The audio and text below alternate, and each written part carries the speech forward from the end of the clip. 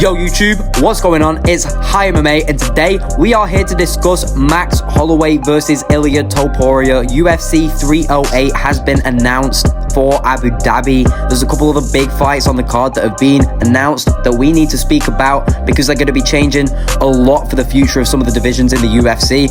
We're also going to speak a little bit about the prelims and early prelims that have been spoken about. So without further ado, let's stop fucking around and get straight into the video.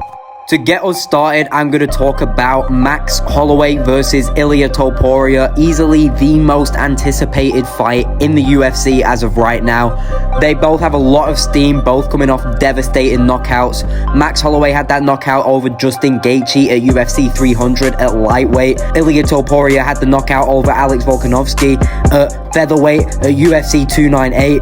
As of the filming of this video, most people seem to believe that Max Holloway is going to beat Ilia Topuria. I've seen quite a lot of people say that he might finish Ilia Topuria. This is a take I very much disagree with. I believe Ilia Topuria is going to take Max Holloway to a decision.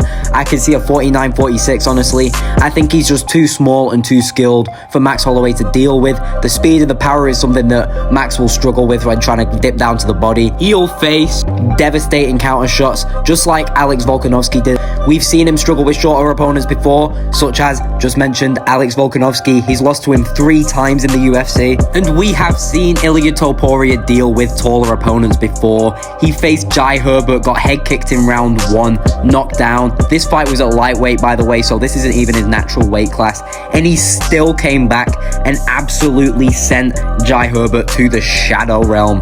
Devastating KO. Something to make a note of is how well-rounded these fighters actually are. Ilia Topuria has a very jiu-jitsu heavy background, only really developing his boxing in his last few fights, even though it already looks so good. Max Holloway being more of the natural boxer who has added in the grappling over the years. And I think if this fight does hit the mat at any point, Ilia Topuria will be able to dominate. His jiu-jitsu is scary, and we did not get to see that in the Alex Volkanovski fight. And I think if we did, we would all be very surprised. Max Holloway tends to be a high output fighter, and Ilia Topuria is very patient. I think that Max Holloway could overswing or make himself too tired too early on, despite his amazing gas tank.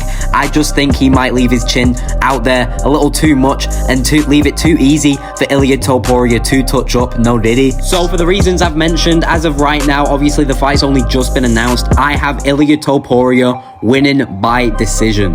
The next fight we are going to talk about is Chimaev versus Whittaker. It is finally being rebooked. Originally, when this was announced, I had Chimaev winning by round 2 submission. And I'm honestly going to say, my pick has not changed. I think Chimaev is going to get the win in this one. I think his dominant grappling is going to be way too much for Whittaker to deal with. And I think that he won't be able to take all of that first round aggression from Chimaev. And I think it's going to tire Whittaker right out. And then leading into the second round, I think Chimaev's going to get him back down and eventually lock in a Darce choke or a rear naked choke. We saw Dricus with his kind of sloppy grappling manage to manhandle Whittaker. And I really do think Chimaev's is miles ahead of Dricus's, and this fight will show it. Despite the amazing stand-up of Whittaker, I just don't think that it will be enough to take down the likes of Chimaev. Chimaev, who knocked out Ikram Aliskerov, who happens to be Whittaker's last opponent. In Chimaev's last outing, he took on Kamaru Usman and took the win in a very close fight that a lot of people called a decision. Me personally, I had Chimaev winning. Chimaev in the first round is a very scary fighter, a fighter that like I said, I don't think Whittaker can deal with. So for those reasons, I think Chimaev is going to get this one done by round 2 submission. Let's keep moving through the card. Next up, we're going to be talking about Alexander Rakic versus Magomed Ankalaev. Now, in this fight, I'm not sure if it's going to be a 3-rounder or a 5-rounder. I think in a 3-rounder, I might lean towards Rakic, and in a 5-rounder, I might lean towards Ankalaev. Now, honestly, leaning towards Rakic in the 3-rounder is susceptible to change. I was just very impressed with him and his early work in the fight against Yuri Prohaska. The leg kicks were working well, and he seemed to be shutting Yuri down on the feet until the finish. In the second round, I'm pretty sure it was. Ankalaev does leave himself open to leg kicks sometimes. I think that's something Rakic might be able to take advantage of.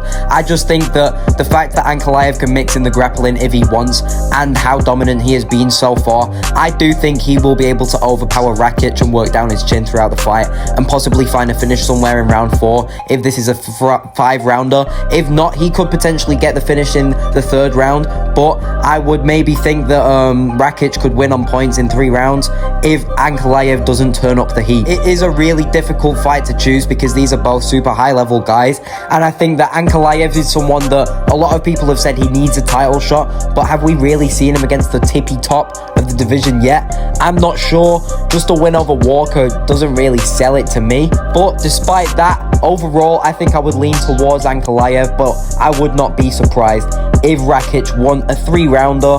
I would probably prefer Rakic to win, but I'd pick Ankalaev, if you see what I'm saying. But there's not too much more I can say about this fight, so let's keep moving through the card, because next we are talking about the final fight we are discussing today is Ciryl Gane versus Alexander Volkov 2. I'm not sure if his name's actually Alexander. I'm going to have to check that after this. But yeah, they're fighting again. The first time that they fought, Ciryl Gane outclassed Volkov. But it has been a while since that fight, and Ciryl Gane has not been that active. The last time we saw him, he got the life choked out of him by the current champion, John Jones. The last time we saw Alexander Volkov, he was outclassing Sergey Pavlovich, someone who was considered the white Ngannou. So, recency bias would tell you to pick Alexander Volkov. Also, the fact that Volkov has improving his grappling a little bit. Something that seems to be a hole in Ciryl Gane's game, if you look at it that way.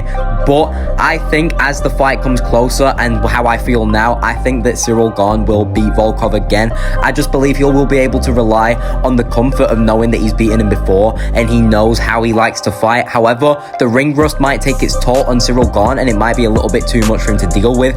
And I could honestly see a scenario where Volkov edges it out to a decision and actually manages to, just finish just ahead of Ciryl Gane. I think it would be a super close fight if we were in a reality where Volkov gets that win. Out of who I would probably prefer to win, I would pick Volkov. I like the fact that, he's had a couple losses before in his career, but now he's on a win streak because he's looking really good. And Ciryl Gane just doesn't seem like he's got a lot of love for the UFC. He spent the last 2 years filming fucking Paw Patrol and not fighting the highest level. He could have already fought Tom Aspinall by now. He could have fought Tom Aspinall and had a fucking rematch by now, but he has chosen not to. So for that reason, I am gonna be supporting Volkov, but I'm gonna be picking Ciryl Gane. Now, before I finish up today's video, I would just like to mention a little something. The reason why I think UFC 308 was announced now, I think it was because the Sphere card has been announced and the reception from it hasn't been that great. People aren't very impressed with the card itself, and they are very much not impressed with UFC 307 either. And UFC 306 is looking good, but is it looking that good? You see what I'm saying? The next 2 events aren't looking that fresh, and the Sphere isn't looking that fresh either. So I think the reason why they've announced this super stacked card is to keep everyone interested and get them to sit through these next couple of events leading up to it. Because the UFC has been kind of weak recently, man, since UFC 300. Don't get me wrong, the fight night the other night was really good, but it could have been better. Then again, I can't really say that it was amazing, to be fair, but it has been weak recently. There was a couple of fucking women's main events, which is never really that good to see. But I am very impressed with this fight card being announced. Hopefully Dana White is cooking up something good for the future. But I'm going to leave it there. I'd like to thank you all for watching. You know what I'm going to say. You don't have to like. You don't have to subscribe. Do what the fuck you want, man. But have a good night, and I'll speak to you all later. Peace.